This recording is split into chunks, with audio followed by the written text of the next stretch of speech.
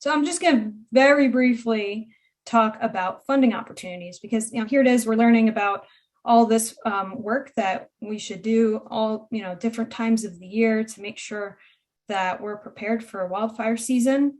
And we should all know that at times there's help out there. There's assistance for a lot of folks to be able to get this work done.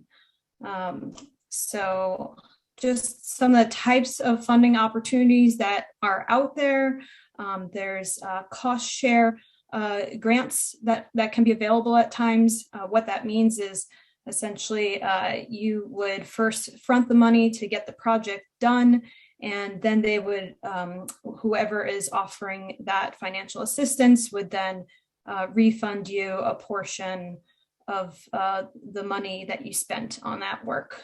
So that would require someone coming out, taking a look at your property, giving some kind of assessment on what needs to be done.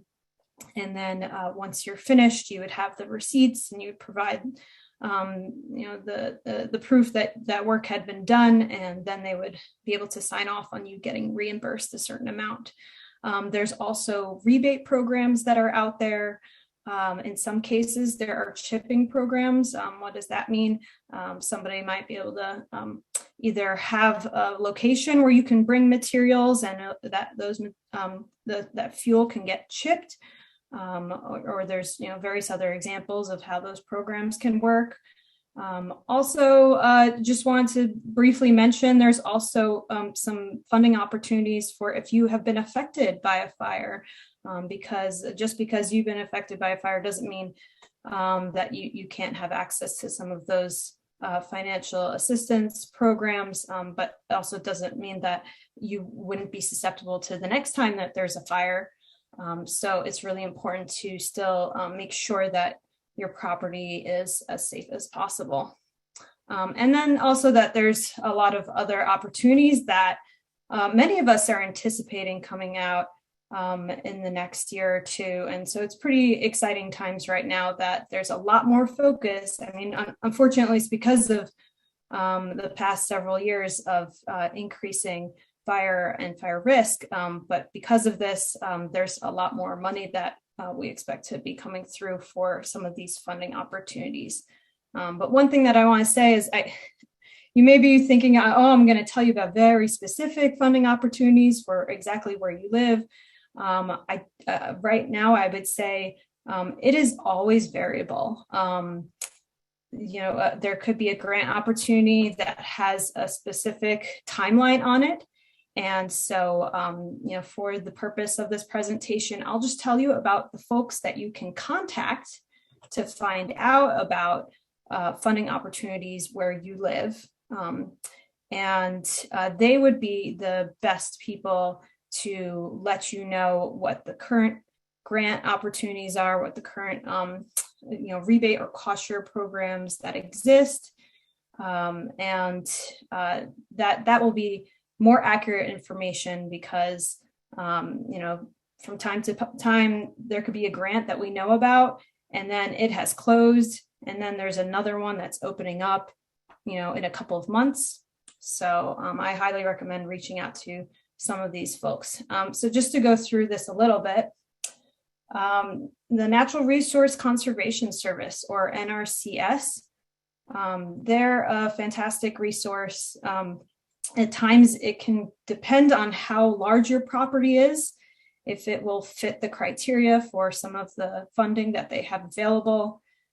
They have this program called EQIP, or Environmental Quality Incentives Program.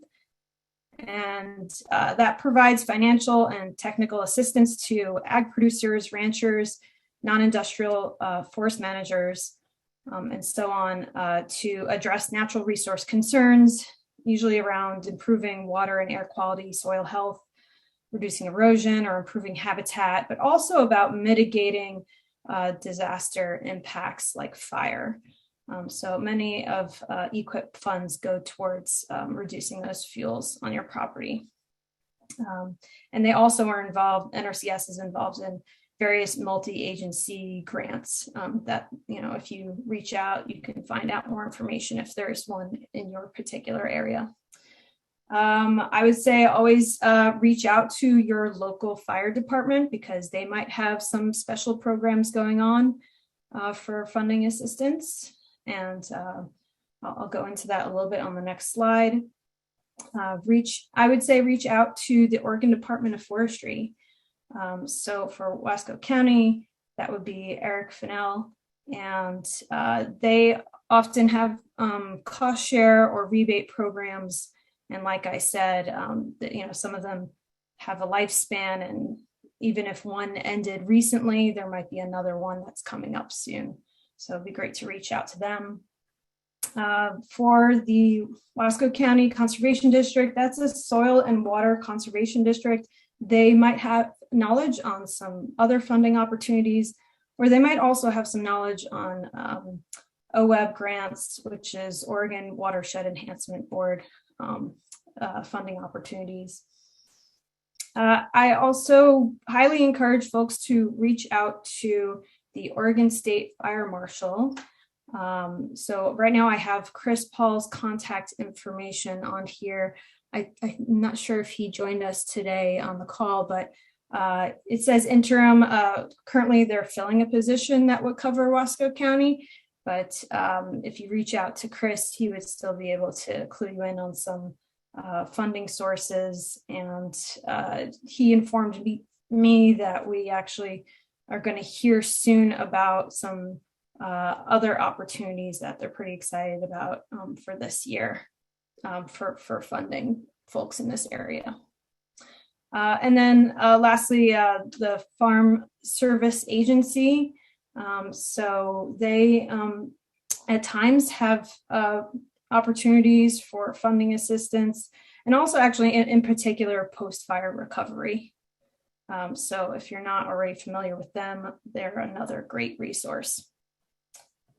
So for my last slide, I have mentioned that you should reach out to your local fire department.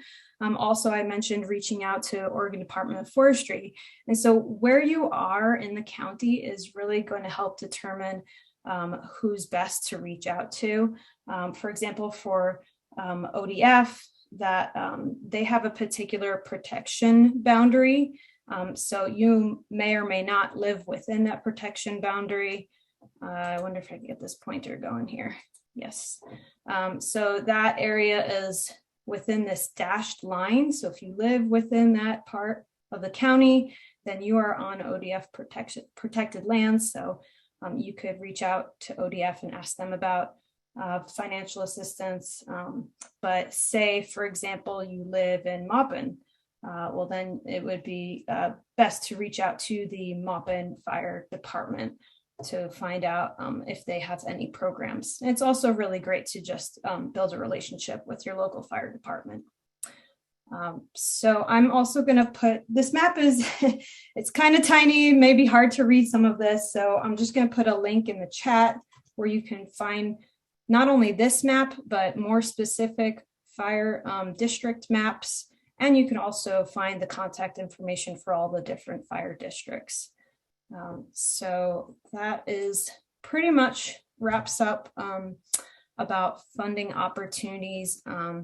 And like I said, they're ever evolving, but it's great to take advantage of them. They're out there for you as a resource. I wonder if we have any questions related to that. I don't see anything in the chat right now, Ariel. Yeah, but if people have any questions, I mean, Ariel did a good job being honest. It really will depend on where you live and who you talk to in terms of what resources are going to be available in your area. Looks like somebody raised their hand. Craig, did you have a comment or question? Yeah, just a question. Will the funding provide funding for a single landowner, or does it have to cross multiple landowners? Craig, that's a great question. It really depends on the grant, but there definitely are opportunities out there, especially come to think of it with fire districts. Sometimes they'll have rebates, or on a county level, there will be rebates that are specific that you can use for just a single landowner. It doesn't have to be multiple landowners. So like I said, it's best to just reach out and find out, because, from one year to the next, it could be different, whether it's the type of grant that is just for one, individual landowners. Whereas there are some opportunities where they would ask for multiple landowners to get together and apply. But often, like I'm thinking of the ODF grants, they'll come out to individual landowners in order to sign them up.